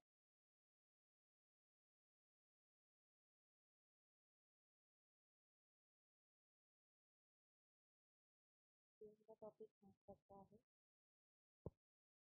आता इंग्लंडमध्ये जे प्रॉब्लेम्स होते कॉम्पिटिंग आणि ओव्हरलॅपिंग होत्या सोशल सर्व्हिसेस, म्हणजे ज्या काही सोशल सर्व्हिसेस प्रोव्हाइड केल्या जात होत्या गव्हर्नमेंटमध्ये, त्या ओव्हरलॅपिंग पण होत होत्या, कॉम्पिटिंग पण होत्या. ते काय तर स्पर्धात्मक आणि आच्छादित सामाजिक सेवांच्या समस्या वर्षानुवर्ष वाढत चाललेल्या होत्या. हे त्या काळामध्ये निदर्शनास आलं. पण कुठल्या कॉन्टेक्स्टमध्ये? इंग्लंडच्या कॉन्टेक्स्टमध्ये. Group of public spirited citizens founded in 1869. ते काय तर हे जे काही उत्साही लोक होते किंवा सार्वजनिक काम करण्यामध्ये उत्साही असणारे जे नागरिक होते, अशा काही गटांची स्थापना करायला सुरुवात झाली होती. जो काळ होता 1869. त्यामध्ये लंडनमध्ये चॅरिटी ऑर्गनायझेशन सोसायटीची सुरुवात झाली होती. त्यालाच आपण COS असे म्हणतो. तो अतिउत्साही लोक होते जे मदत करण्यासाठी तत्पर होते, त्यांचा गट स्थापना करण्यात आला होता. त्यालाच आपण COS असे म्हणतो, चॅरिटी ऑर्गनायझेशन सोसायटी. म्हणजे जी लोक मदत करायला तत्पर होती, तयार होती, त्यांचा एक गट तयार करण्यात आला होता. त्याला नाव COS, चॅरिटी ऑर्गनायझेशन सोसायटी असं नाव देण्यात आलं होतं. ठीक आहे. आता दोन नावं प्रामुख्याने लिहून. Octavia hill, OCTAVIA, Octavia hill, HILL. हे नावं पाश्चात्य असल्यामुळे आपल्याला थोडंसं उच्चारायला कळायला वेळ जातो, पण लिहून घ्यायचं आणि पाठ करून टाकायचं. Octavia Hill and Samuel Barnett, SAMUEL, Samuel Barnett, BARNET. ही दोन नावं महत्वाची लिहून. Octavia Hill and Samuel Barnett हे दोन फाउंडर्स होते. Octavia Hill and Samuel Barnett were two of this founders. Ladies होत्या बरं का, त्यावरून कळत नाही कोण लेडीज कोण, त्या लेडीज होत्या. त्यांनी त्यांच्या कामामध्ये हाऊसिंग रिफॉर्मरची सुरुवात केली होती. आता ऑक्टाविया हिलने इंट्रोड्यूस केली होती एक सिस्टीम, त्याचं नाव होतं friendly rent collect. Housing reformer.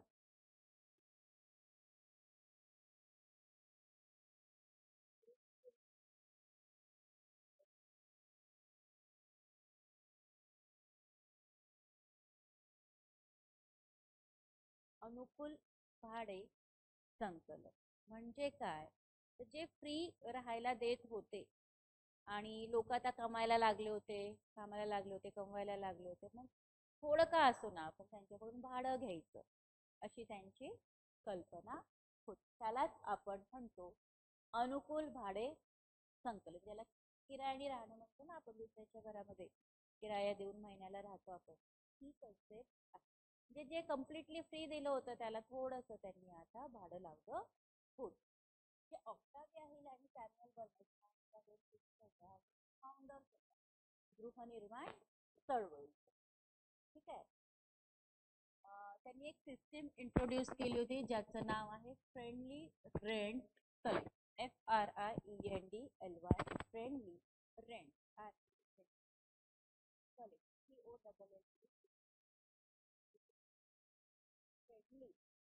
Collect. ही सिस्टीम कोणी इंट्रोड्यूस केली होती ऍज अ मेथड म्हणून, जी इम्प्रूव्ह करत होती स्लम हाऊसिंग. मधून सुरुवात झाली. आता ऑक्टाविया हिलचा भर कशावर होता? प्रत्येक केस जी आहे त्या केसची प्रत्येक सिच्युएशन ही इंडिव्हिज्युअलाइज असते. प्रत्येक केस ही वेगळी असणार आहे. ज्या केसला जी मदत पाहिजे तीच मदत दुसऱ्या केसला लागेलच असं नाही. ऍज अ क्लायंट हे त्यांनी पुढे आणलं होतं. ते काय म्हणत होत्या की त्यांचा भर कशावर होता? प्रत्येक केस आणि प्रत्येक केसची प्रत्येक सिच्युएशन ही इंडिव्हिज्युअलाइज असली पाहिजे. वैयक्तिक असली पाहिजे. प्रत्येक जण जो आहे तो ट्रीट केला पाहिजे विथ रिस्पेक्ट फॉर प्रायव्हसी आणि इंडिपेंडन्स. आता त्यांचं म्हणणं काय होतं, जरी क्लायंट असला, जरी तो मदतीसाठी आला, त्याला रिस्पेक्ट दिलाच पाहिजे. त्याची प्रायव्हसी आपण हाताळलीच पाहिजे आणि त्याच्या स्वातंत्र्याला देखील महत्व दिलं पाहिजे. त्यांनी ऍडवाइस केली होती काही वर्करला की आपण जज करायचं नाहीये टीनर्सला बाय देअर पर्सनल स्टँडर्ड. म्हणजे नॉन जजमेंटल ऍटिट्यूड जो आलाय तो ह्याच्यातनं पण आलाय असं आपण म्हणू शकतो की जी काही कंडिशन आहे क्लायंटची किंवा केसची त्यानुसार आपण त्यांना जज करायचं नाहीये अशी ऍडवाइस त्यांनी त्यांच्या वर्करला त्यावेळी दिली होती. बरोबर आहे. हे तर आपण आताही करतो की आपण जजमेंट करत नाही. आपल्याकडे आलेल्या क्लायंटला आपण रिस्पेक्ट देतो, त्याची प्रायव्हसी जपतो, त्याला स्वातंत्र्य देतो आणि त्याला रॅपो बिल्डअप करून तो जितकं जास्त व्यक्त होते तेवढी त्याची आपण स्पेस देतो, प्लॅटफॉर्म देतो. ठीक आहे, हे आता आपण करतो. त्यावेळी रिस्पेक्ट, डिग्निटी हे त्या काळापासून सुरुवात झालेलं आहे. जरी क्लायंट असला, जरी रुग्ण असला, तरी तो सगळ्यात आधी एक व्यक्ती आहे. तो देखील समाजाचा एक महत्वाचा घटक आहे. हे आपल्या डोक्यात असलंच पाहिजे, फिट झालंच पाहिजे. ठीक आहे. नंतर एक नाव लिहा, Augustus Barnett. AUGUSTUS. AUGUSTUS. Augustus Barnett. BARNATT. Founder of Toynbee Hall. TOYNBBB. Toynbee Hall. HAW. Augustus Barnett was the founder of Toynbee Hall, जे सेटलमेंट हाऊस होतं. पहिलं सेटलमेंट हाऊस जे होतं ते लिहून घ्या, महत्वाचं आहे परीक्षेच्या दृष्टीने. Augustus Barnett was the founder of Toynbee Hall, the first settlement house in which wealthy Oxford students settled in an attempt to improve living conditions in the slums of Whitechapel. आता व्हाईटचॅपल नावाची एक कम्युनिटी होती, तिथे एक slum होतं व्हाईटचॅपल. ठीक आहे, slum ज्याला आपण आत्ताच्या भाषेत आपल्या साध्या भाषेत त्या झोपडपट्टीच्या लोकांची कंडिशन सुधारण्यासाठी ऑक्सफोर्ड युनिव्हर्सिटीचे किंवा ऑक्सफोर्डचे जे स्टुडंट्स होते त्यांना त्या कम्युनिटीमध्ये राहण्याची सोय केली. त्या माध्यमातून लोकांची जी कंडिशन आहे ती सुधारल्या जाईल असा त्यांचा एम होता. आता बेसिक आयडिया जी होती ती educated to bring the educated in contact with the poor. म्हणजे जे शिकलेले किंवा सधन लोक होते त्यांनी गरिबाच्या सानिध्यात राहावं, त्यात गरिबांना देखील मोटिवेशन मिळेल आणि त्यानुसार ते त्यांच्या कामाला लागतील. हे त्याच्या मागचा महत्वाचा उद्देश होता म्युच्युअल बेनिफिटच्या द्वारे. आणि जे बघा अतिशय महत्वाचा मुद्दा त्यांनी घेतला होता की जे खूप हाय लेवलची एलिट लोक होती ऑक्सफोर्डची वगैरे असे काही स्टुडंट स्लम मध्ये आणून राहण्यासाठी ठेवले. कशासाठी, तर ते उच्च शिक्षित किंवा इलिट जी लोक आहेत त्यांनाही ह्या परिस्थितीची जाणीव होईल, हा एक मुद्दा होता. आणि दुसरा मुद्दा काय होता, तर जी गरीब लोक आहेत स्लम्स मधली, झोपडपट्टी मधली, त्यांना देखील त्यांची लिव्हिंग कंडिशन, त्यांच्या राहणीमानाचा दर्जा अजून कशा प्रकारे सुधारता येईल त्यांच्याकडे बघून कळेल आणि त्यानुसार ती त्यांची प्रगती करत जाईल असा त्यामागचा मुद्दा होता. तर बेसिक आयडिया काय होती, तर एज्युकेटेड लोकांना कॉन्टॅक्ट मध्ये आणणं गरिबांच्या. कशाकरिता, तर म्युच्युअल रिअलायझेशन. आपल्याला कळलं पाहिजे, आपल्याला आपली जाणीव व्हायला पाहिजे, रिअलायझेशनची जाणीव होत. Had down on the Christian socialist that charity does not solve problem. म्हणजे इथं काय म्हटलं होतं, नुसती चॅरिटी देऊन समस्या सुटणार आहेत का, तर नाही. फक्त लोकांना मदत करून सुटणार आहेत का, तर नाही. तर त्यांच्या राहणीमानाचा दर्जा त्यांनी स्वतः उंचवावा ह्यासाठी हा प्रयत्न करण्यात आला होता. In order to better understand the situation of poverty. म्हणजे गरिबीची जी काही परिस्थिती आहे ती चांगल्या प्रकारे समजून घेणं आणि जे काही अंडर डेव्हलपमेंट आहे, one needed to live with the poor and listen to their problem. जे काय करण्यात आलं होतं की गरिबांच्या नेमक्या समस्या काय आहे त्या समजून घेणं, त्या ऐकणं, त्यासाठी ते ऑक्सफोर्डची लोक तिथं प्लेस करण्यात आली होती. ठीक आहे, परत एकदा सांगू. ऑक्टाविया हॅल, सॅम्युएल बर्नेट ह्या दोघी जणी फाउंडर्स होत्या हाऊसिंग रिफॉर्मच्या. त्याच्यामध्ये त्यांनी फ्रेंड कलेक्ट संकल्पना सगळ्यात आणली आणि याचं मिक्सर म्हणून प्लस हाऊसिंग इम्प्रुव्हमेंट करण्यासाठी. त्यानंतर ऑक्टाविया हिलनी अधिक भार कशावर दिला होता की प्रत्येक केस आणि प्रत्येक केसची सिच्युएशन इंडिव्हिज्युअलाइज असावी आणि प्रत्येकाला त्यांनी ऍडवाइस केलं होतं वर्करला की जरी तो ट्राय करतो, जरी तो केस असला तर त्यांना आपल्याला जज करायचं नाही त्यांच्या पर्सनल स्टँडर्डवरून. ठीक आहे. त्यानंतर ऑगस्ट बर्नेट आले, हे एक फाउंडर होते टॉयनबी हॉलचे. टॉयनबी हॉल हे पहिलं सेटलमेंट हाऊस होतं ज्याच्यामध्ये खूप चांगले वेल्दी ऑक्सफोर्डचे स्टुडंट्स सेटल करण्यात आले होते झोपडपट्टीमध्ये. झोपडपट्टीचं नाव होतं व्हाईट चॅपल क्लब. ठीक आहे. आता बेसिक आयडिया काय होती हे ऑक्सफोर्डचे स्टुडंट तिथं सेटल करण्याची, तर एज्युकेटेड करणं. म्हणजे एज्युकेटेड लोकांच्या कॉन्टॅक्टमध्ये जर आपण राहिलो तर त्यानुसार आपले विचार बदलतात, आपलं राहणीमान बदलतं आणि त्यासाठी आपण प्रयत्नशील असतो. म्हणजे म्युच्युअल बेनिफिट करिता हे करण्यात आलं होतं आणि वास्तविकतेची जाणीव सुद्धा त्यांना व्हावी. जे ख्रिश्चन सोशलिस्ट जे होते ते खूप जास्त डिस्ट्रीब्युशन करत होते किंवा खूप जास्त मदत देत होते, तर हे काही समस्या सोडवण्याचं एकमेव माध्यम आहे असं नव्हतं. ते माध्यम अजून कशा प्रकारे चांगलं व्हावं यासाठी हा प्रयत्न करण्यात in order to better understand the situation of poverty. म्हणजे गरिबी ही परिस्थिती जी आहे ही का आहे हे समजून खूप चांगलं एक माध्यम होतं. आणि इथे आवश्यकता काय होती तर जी गरीब लोक आहेत, जे पुअर लोक आहेत, त्यांच्या समस्या काय त्या ऐकून घेणं आणि त्या समजून घेणं, जेणेकरून त्याच्यावर काम करता येईल ते काम ते ऑक्सफोर्डच्या स्टुडंट्सनी केलं. क्लिअर? इथपर्यंत समजलं? ओके, चल. Next topic the beverage report. अतिशय महत्वाचा रिपोर्ट, ह्याच्यावर एक तरी प्रश्न येणार आहे. The beverage report. आता बेवरेज हे एक नाव आहे. BEVERA.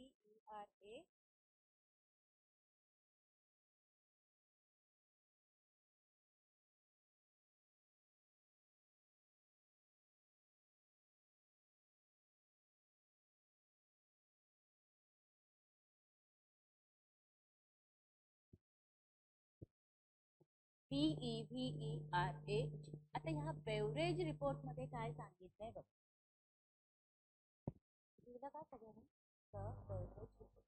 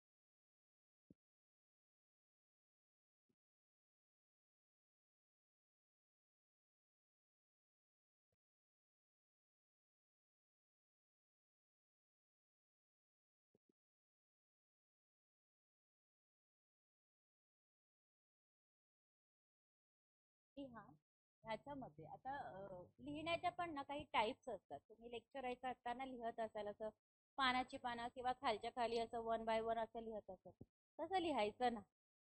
तुम्ही थोडंसं डायग्रॅमॅटिक वेने लिहायचं. आता जर मी म्हटलं बेवरेज रिपोर्ट, ते तुमचं टॉपिक झालं, तो एक तुम्ही सर्कल करू शकता, त्याच्यामध्ये लिहा बेवरेज रिपोर्ट.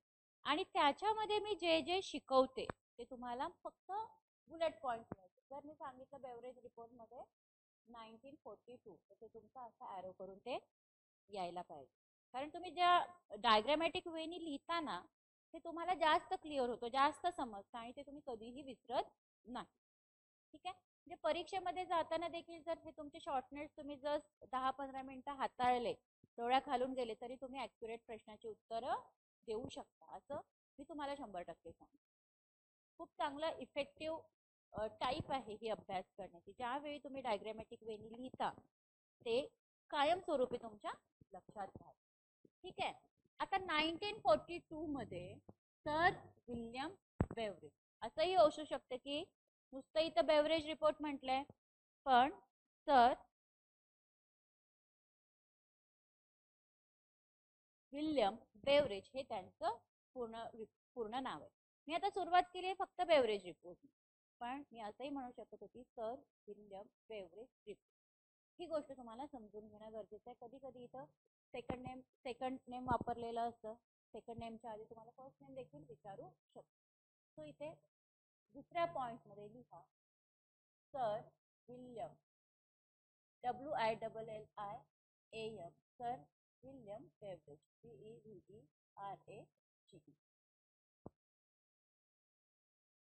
ते काय होते ते सुद्धा मी पुढे सांग, पण थोडस डायग्रामॅटिक वेनी नोट्स काढा. इन 1942 सर विल्यम बेवरेज झालं, 2 पॉइंट झाले. तिसरा पॉइंट लिहा chairman of the inter departmental committee. लिहा ते कोण होते? चेअरमॅन होते इंटर डिपार्टमेंटल कमिटीची. जी कमिटी कशावर होती? Social insurance and allied services.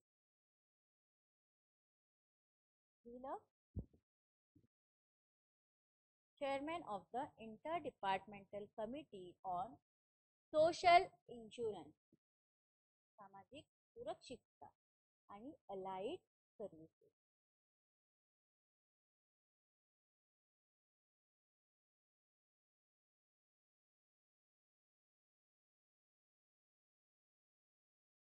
Presented the committees report. आता ही जी कमिटी आहे ह्या कमिटीने एक रिपोर्ट बनवला होता जो प्रेझेंट करण्यात आला होता शासनाच्या पुढे, गव्हर्नमेंटच्या पुढे. आता त्या रिपोर्ट मध्ये नेमकं काय म्हणण्यात आलं होतं त्याची 4 महत्वाची तत्व इथे आपल्या अभ्यासक्रमामध्ये दिलेली आहे. त्या रिपोर्टद्वारे म्हणण्यात आलं होतं की प्रत्येक जो सिटीजन आहे तो इथं ह्या स्कीमच्या द्वारे कव्हर झाला पाहिजे, प्रत्येकाला ह्याचा लाभ मिळाला पाहिजे. ठीक आहे. दुसरा जो मुद्दा आहे त्यामध्ये काय म्हटलं होतं की मेजर रिस्क आहे लॉस ऑफ अर्निंग पॉवर सिकनेसची. ती आहे unemployment, accident, old age home, widowhood, maternity included in a single insurance. एकच इन्शुरन्स असला पाहिजे ज्याच्यामध्ये कमाईचं जर नुकसान होत असेल किंवा त्या कमाईमधनं मोठे धोके होत असतील तर त्याला देखील विमा मिळाला पाहिजे. ऍक्सिडेंट झाला असेल तर तो ऍक्सिडेंट इन्शुरन्स असतो की नाही आजकाल, सुरुवात बघा कुठून झाली आहे, इथून झालेली आहे. बेरोजगार असेल तर त्याचा इन्शुरन्स त्याला मिळाला पाहिजे, ऍक्सिडेंटचा मिळाला पाहिजे, वयोवृद्धाचा मिळाला पाहिजे. विधवा पण असेल त्याचा सुद्धा इन्शुरन्स असला पाहिजे. मातृत्व, मॅटर्निटी हे सुद्धा ह्या एका सिंगल इन्शुरन्स मध्ये ऍड झालं पाहिजे. ही तरतूद किंवा हे रिकमेंडेशन बेवरेज रिपोर्टने गव्हर्नमेंटला केले होते. ठीक आहे. नंतर काय की सपाट दर, फ्लॅट रेट, जे काही कॉन्ट्रीब्युशन आहे जे पेड आहे regardless of the contributors income. ठीक आहे. जे कोणी सधन व्यक्ती आहे ते त्यांच्या इन्कम मधनं काही भाग कॉन्ट्रीब्युट करतात समाजाच्या भल्यासाठी. आणि हा जो फ्लॅट रेट आहे बेनिफिटचा हा पेड असला पाहिजे. So without regard to income as a right to all who qualify. जे काय तर कमाईचं म्हणजे योगदान करता जो आहे त्याचं उत्पन्नाची पर्वा न करता अदा करावयाच्या योगदानाचा सपाट दर आणि फायद्याचा सपाट दर उत्पन्नाचा विचार न करता पात्र असलेल्या सर्वांचा हक्क म्हणून केला पाहिजे. आता आपण म्हणतो की इतकं इन्कम आहे त्याला कशाला पाहिजे, तर त्याचे देखील त्यावेळी नियम ठरवण्यात आले होते. म्हणून ते पहिल्याच तत्वामध्ये म्हटलं आहे की each and every individual should be covered in this scheme. ठीक आहे. नंतर आता हा जो बेवरेज रिपोर्ट आहे 1942 मध्ये काय one of the great document Elizabethan poor law मध्ये सगळ्यात महत्वाचं डॉक्युमेंट म्हणून हा बेवरेज सर विल्यम्स बेवरेज रिपोर्टला कन्सिडर करण्यात आलं होतं. त्या रिपोर्टला एक वेगळी जागा मिळाली होती. आता जी हिस्ट्री आहे 1601, 1834, 1909 आणि 1942, तर हा जो रिपोर्ट आहे हा एक फाउंडेशन बनला मॉडर्न सोशल वेलफेअर लेजिस्लेशनचा जो UK बेस होता.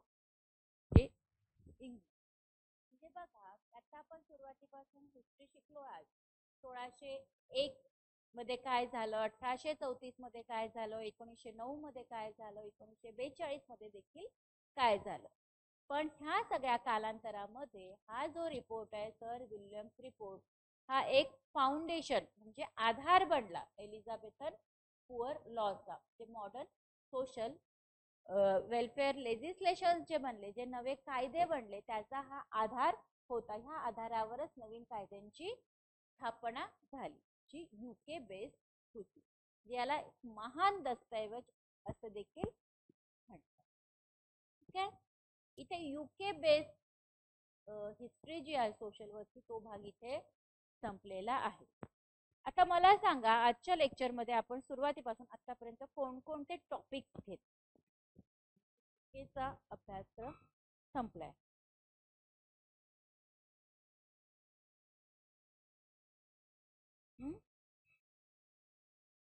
सगळे मुद्दे क्लिअर झालेत का, आधी हे सांगा. झालेत का सगळे मुद्दे क्लिअर?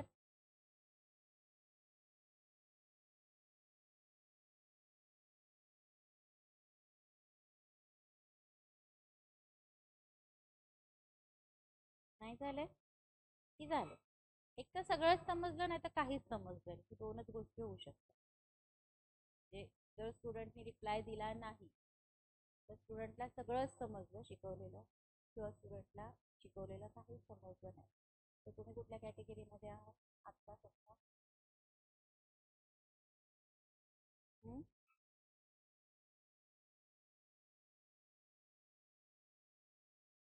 आता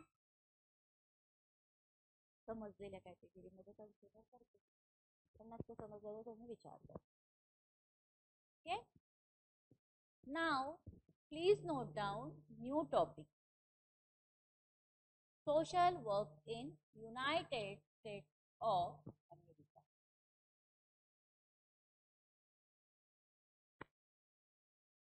Social work in United States of America.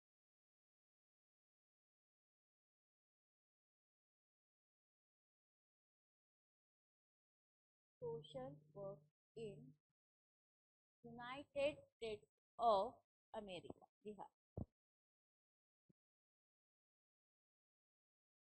UK base होता ते सगळं झालं. आता आपण अमेरिकेचा अभ्यास करणार की अमेरिकेमध्ये सोशल वर्कची सुरुवात कशी झाली, किंवा युके नंतर त्याचा काहीतरी प्रभाव घेऊन अमेरिकेने सुरुवात केली आहे का, सगळं आपण इथे शिकणार.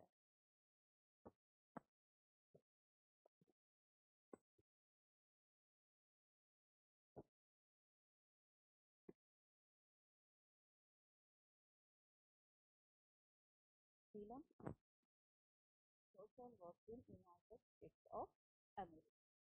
आता इंग्लिश पुअर लॉ जो होता, जे काही कायदे होते ते रिलेटेड होते डेव्हलपमेंट, जे विकास व्हावा ह्या संदर्भातच तो कायदा होता, जो प्रोव्हाइड करत होता बॅकग्राऊंड कशाकरिता, तर अमेरिकन सिस्टीम जी आहे त्या अमेरिकन सिस्टीमच्या डेव्हलपमेंट करिता, जेणेकरून लोकांना रिलीफ मिळू शकेल. आता कॉलनीज जे होते फ्रॉम इंग्लंड, जे आपण वसाहतवादी जे आहे असा शब्द मराठीमध्ये लिहिलेला, तोच आपण इथे वापरू. आता कॉलनीज होते इंग्लंड पासूनचे, जे सुरुवातीच्या काळामध्ये म्हणजे 17वं जे शतक होतं त्या 17व्या शतकाच्या सुरुवातीला किंवा मध्यान्हामध्ये ते आले. Brought with them English laws, customs, institutions आणि आयडियाज. जे आपण आताही म्हणतो ना की इंग्रज गेले पण त्यांची इंग्रजी सोडून गेले. ओके, तसंच हे होतं की अमेरिकेमध्ये जे इंग्लंडची लोक आली ते त्यांच्या सोबत इंग्लिश घेऊन आले, कायदे घेऊन आले, त्यांचे कस्टम्स, रूढी प्रथा परंपरा घेऊन आले, इन्स्टिट्यूशन्स घेऊन आले, आणि काही चांगल्या आयडियाज सुद्धा घेऊन आले जे इम्प्लांटेड होते त्यांच्याकरिता अमेरिकेत. ठीक आहे. आता 3 social movement USA based. We have 3 social movements.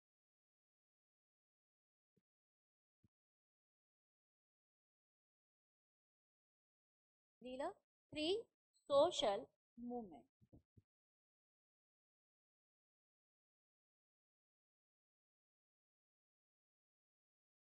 Free social. आता त्या काळामध्ये म्हणजे लास्ट हाफ ते मध्यान्ह किंवा अर्ध शतक संपण्याचा जो काळ होता 1920व्या शतकाचा, तो यूएसचा अनुभव काय होता की सोशल प्रॉब्लेम खूप वाढत आहेत, सामाजिक समस्या वाढताना दिसत आहेत असा अनुभव यूएसएला आला होता. त्यांनी त्याचा अनुभव घेतला होता. कारण काय होतं, सामाजिक समस्या वाढत आहेत त्याचं कारण काय होतं तर खूप जलद गतीनं होणारं इंडस्ट्रियलायझेशन, हो की नाही, ज्याला आपण औद्योगिकरण, हे खूप मोठ्या प्रमाणामध्ये वाढत होतं. शहरीकरण वाढत होतं, कारण जिथे रोजगार मिळेल तिथेच लोक जाणार, म्हणजे गावाकडचे लोक येऊन शहरामध्ये स्थायी होत होती, त्याला म्हणतो आपण अर्बनायझेशन. इमिग्रेशन होतं. इमिग्रेशन म्हणजे काय,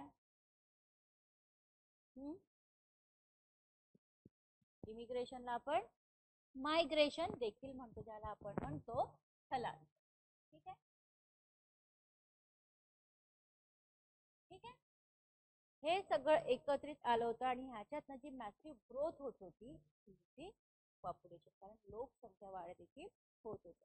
सामाजिक समस्या वाढण्याचं कारण काय सांगितलंय अमेरिकेने, इंडस्ट्रियलायझेशन, अर्बनायझेशन, मायग्रेशन, इमिग्रेशन, हे दोन्ही शब्द आपण एकत्रित वापरू शकतो, आणि त्यासोबत वाढणारी लोकसंख्या देखील, ही कारण होती सामाजिक समस्या वाढवण्याची.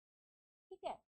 आता in response to this problem ह्याला टॅकल कसं करायचं, तर ह्याच्यासाठी त्यांनी 3 सोशल मुवमेंट सुरुवात केल्या, ज्या फॉर्म करण्यात आल्या होत्या बेसिस करिता for the development of the social work profession. म्हणजे सोशल वर्क प्रोफेशनचं बेसिस म्हणून ह्या 3 सोशल ऑर्गनायझेशन स्थापन झाल्या होत्या आणि त्या आधार देखील. आता मी एक एक सांगते, आहे तसं लिहून द्या.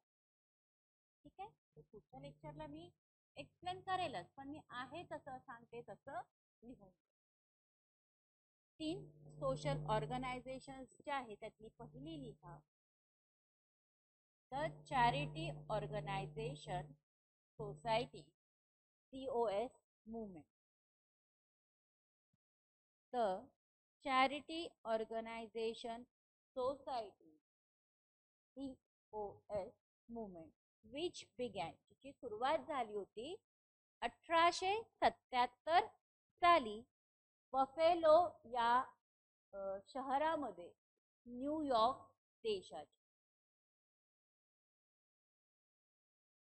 न्यूयॉर्क मध्ये बफेलो ही एक वसाहत आहे, तिथे 1877 मध्ये द चॅरिटी ऑर्गनायझेशन सोसायटीची सुरुवात झाली होती. दिलं. दुसरं लिहा, the settlement house movement, which began 1886, 1886, New York city मध्ये. आधीचं पण न्यूयॉर्क होतं, दुसरं पण न्यूयॉर्कच आहे, आणि तिसरं देखील न्यूयॉर्कच आहे. तिथे कन्फ्युज व्हायचं नाही. त्याच्यावर म्हणजे कुठे होतं, प्लेस कुठली होती, इयर कुठलं होतं, नाव कुठलं होतं, हे सुद्धा परीक्षेमध्ये विचारतात. तर हे जे पहिलं युनिट आहे, या पहिल्या युनिटमध्ये आपला एकही प्रश्न सुटायचा कामा नये, एकही प्रश्नाचं उत्तर चुकता कामा नये, एवढं तुम्हाला तयारी ह्या 4-5 दिवसात करून घ्यायची आहे. दुसरं, the settlement house movement which began in 1886, सुरुवात झाली होती 1886 मध्ये न्यूयॉर्क सिटी मध्ये. तिसरं लिहा,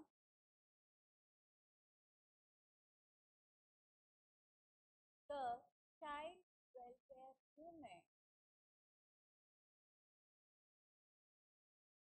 the child welfare movement, which was a result of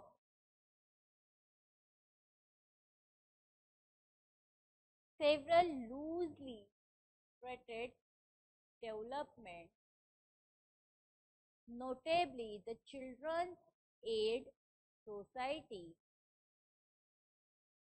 and the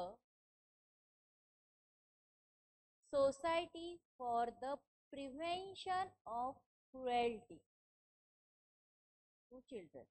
म्हणजे लहान मुलांसंदर्भातलं जे क्रूर वागणं होतं त्याला प्रतिबंध घालण्यासाठी ह्या सोसायटीची स्थापना करण्यात आली होती, ज्याला म्हणतात child welfare movement to children, which began in New York city in 1850.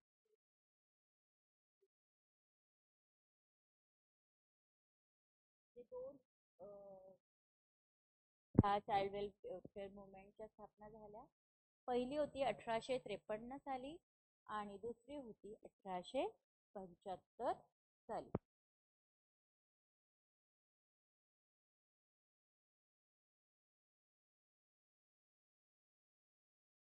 ठीक आहे.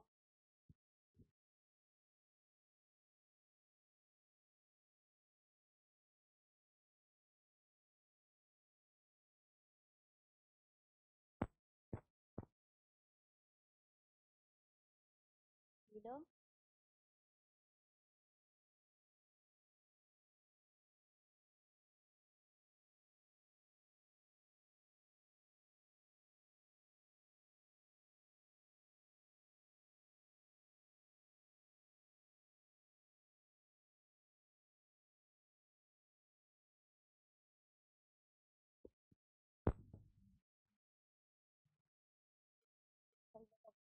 Charity Organization Society, COS movement, which began in 1877 in Buffalo, New York City. Second, the Settlement House movement, which began in 1886 in New York City. And third, the Child Welfare movement, which was the result of several youth-related developments, notably Children's Aid Society, म्हणजे लहान मुलांसाठी particularly काम करण्यासाठी स्थापन झालेली ही movement आहे. जे कशासाठी होती तर प्रतिबंध घालण्यासाठी. प्रतिबंध कशाचा घालायचा होता की लहान मुलांबरोबर जे अमानुषपणे आणि खूप क्रूरतेने वागण्यात होते त्याचा प्रतिबंध घालण्यासाठी ही CWM सुरू झालं होतं, which began in New York city 1853 आणि 1875. आता ह्या ज्या तीन सोसायटी तुम्हाला मी लिहून घ्यायला सांगितलं हे आपण डिटेलमध्ये शिकणार आहोत नेक्स्ट लेक्चर. तत्पूर्वी मला सांगा की पहिले हे युनिट सुरू आहे त्याच्या आधी तुमचं रिसर्च युनिट कम्प्लीट झालेलं. ठीक आहे. DMER ची एक्झाम DMER च्या एक्झाममध्ये हिस्ट्री अँड डेव्हलपमेंट जो आहे तो आजही सिलेबसमध्ये जो 40 मार्कांसाठी आहे.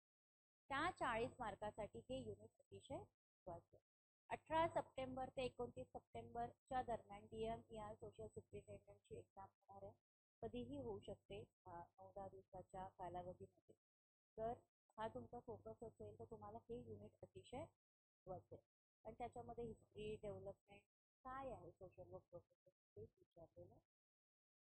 सो हे जे युनिट आहे तुमच्यासाठी आत्ताही महत्त्वाचं आहे DMERच्या एक्झामसाठी, नेटसाठी महत्त्वाचं आहे, सेटसाठी. कारण ह्या युनिटवर 3 ते 4 अतिशय रिसर्च महत्त्वाचा आहे. तसं पहिलं युनिट देखील महत्त्वाचं आहे. जोपर्यंत तुम्हाला पार्श्वभूमी हिस्ट्री समजणार नाही तोपर्यंत तुम्हाला पुढचा पास समजणार नाही. कारण आता जे मी सांगते की नॉन जजमेंटल ॲटिट्यूड कसा आला,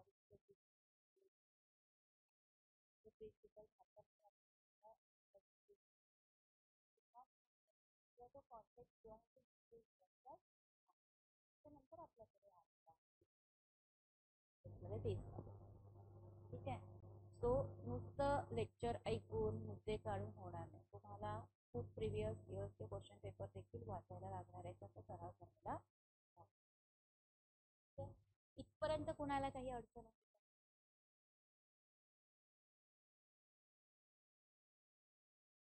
समजलं इथपर्यंत? DMERचे फॉर्म सगळ्याच स्टुडंटनी भरले आहेत का?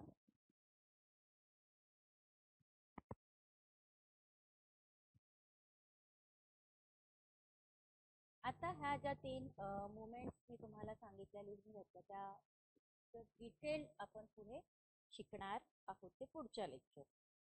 ठीक आहे.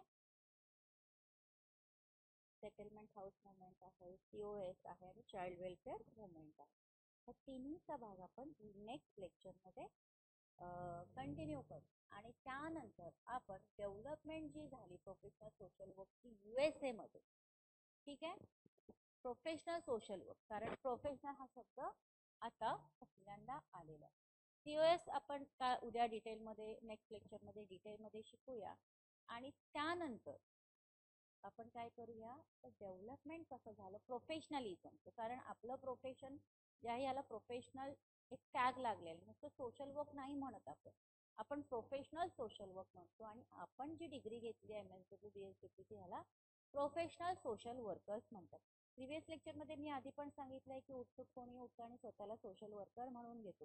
तसं आपलं नाहीये, आपल्याकडे ऑथराईज ऑथेंटिक डिग्री आहे ज्याच्याद्वारे आपण स्वतःला प्रोफेशनल सोशल वर्कर म्हणू शकतो. पॉलिटिशियन किंवा सामाजिक कार्य करणारे किंवा अन्नधान्य वाटप करणारे स्वतःला सोशल वर्कर स्वयंघोषित म्हणू शकतात, त्यांच्याकडे कुठलीही डिग्री मात्र नाही. ही गोष्ट लक्षात असली पाहिजे आणि ते आपण स्वतःला सांगितलं पाहिजे की आम्ही प्रोफेशनल आहोत. So development of professional social work USA च्या कॉन्टेक्स्टमध्ये 3 COS, इव्हॅल्युएशन सोशल वर्क आणि सोशल सर्व्हिसेस ट्रेडिशन इन इंडियामध्ये हा भाग सुरू करणार आहोत.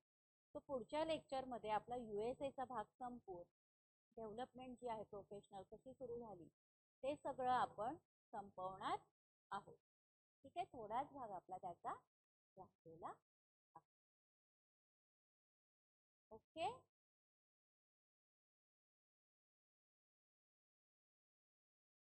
इथपर्यंत कळालंय का? समजलंय का? नाही समजलं तर परत नेक्स्ट लेक्चरच्या सुरुवातीला विचारा, परत आपण ते रिपीट करू आणि पुढच्या ह्याला जाऊ. DMER मध्ये 60 मार्काचं तुमचं मराठी, इंग्रजी, अंकगणित, बुद्धिमत्ता हे सगळं आहे. आणि 40 मार्क हे तुमच्या हातातले आहेत, कारण तुम्ही ऑलरेडी MSW पण केलं, इथेही लेक्चर सुरू आहे, तुमचं सेल्फ स्टडी सुरू आहे, अभ्यास सुरू आहे.